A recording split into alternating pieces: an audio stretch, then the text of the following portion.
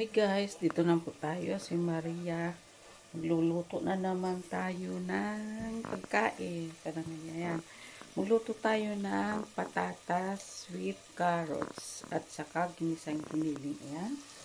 Mag-isa tayo ng giniling. Tuin muna natin yung giniling at saka natin ilagay ang patatas saka carrots. Pag nag-brown na siya, saka natin okay. Ayan guys, na siya yung giniling. Ito na siya ngayon. Ilagay natin itong yan. Carrot.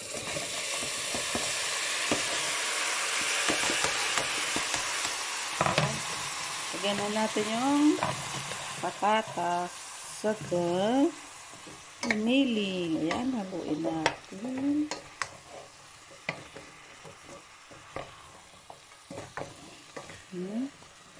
Ayan ang aming pagkain ngayong tanghali.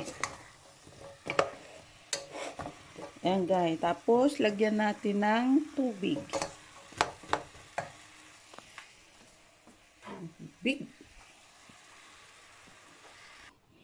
Ayan guys, lagyan natin ng tubig. 3 baso ang lagay nating tubig. Ayan, 3 baso. Ayan, lagay natin dito. Ayan. Tuin natin. Tsaka, lagay natin sa number 6. Number 6. Ayan, 6. Ayan.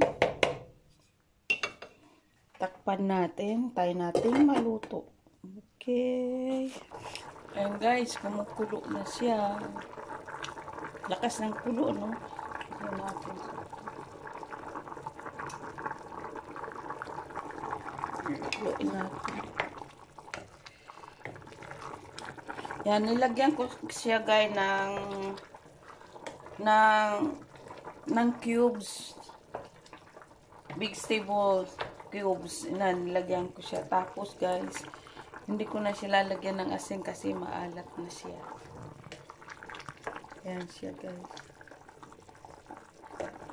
Okay. So, ayan guys. Tanggalin na natin. Haluin natin. Luto na siya guys. Masarap siya guys. Tinikpan ko na. Tikman natin ulit yung sabaw.